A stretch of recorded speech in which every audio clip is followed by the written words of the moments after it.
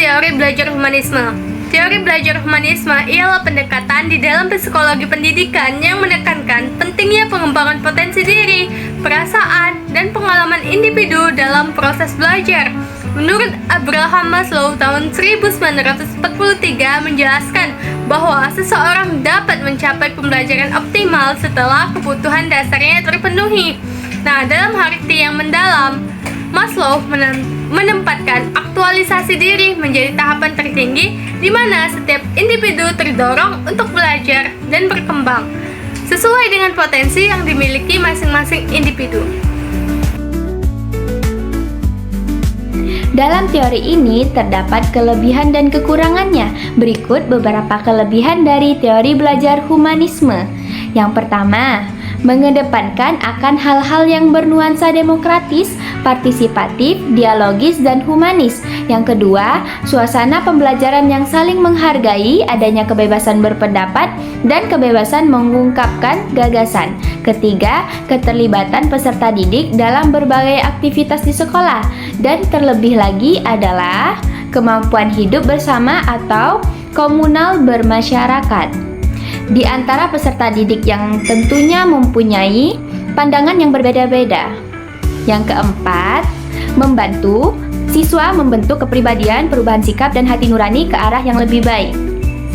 Yang kelima, menumbuhkan minat dalam diri seseorang untuk terus belajar. Belajar membuat seseorang terdorong untuk terus mencari tahu. Yang keenam, menumbuhkan kreativitas pada diri seseorang. Pembelajaran merangsang munculnya ide-ide baru. Yang ketujuh, mampu mengubah sikap dan pola pikir. Pengetahuan dapat membentuk cara berpikir yang berbeda. Yang kedelapan, membuat seseorang memiliki pengalaman yang berarti. Proses belajar menciptakan pengalaman yang sangat membekas. Yang kesembilan, semakin lama waktu yang dilaluinya, seseorang pembelajar dapat mencapai aktualisasi dirinya dengan baik. Belajar terus-menerus membantu seseorang mengenali dan mewujudkan potensinya. Nah, selanjutnya adalah kekurangan dari teori humanistik. Menurut Astri Budianingsih mengemukakan pendapatnya mengenai kekurangan teori humanistik sebagai berikut. Yang pertama, peserta didik yang tidak ada keinginan untuk memahami potensi dirinya akan tertinggal dalam proses belajar.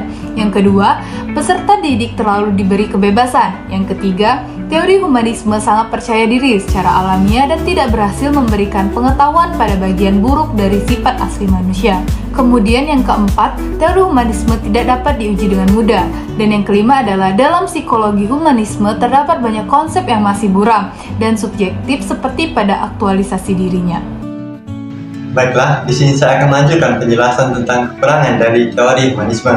Yang keenam, beberapa kritikus menolak bahwa konsep ini menggambarkan idealisme dan juga nilai dari Maslow.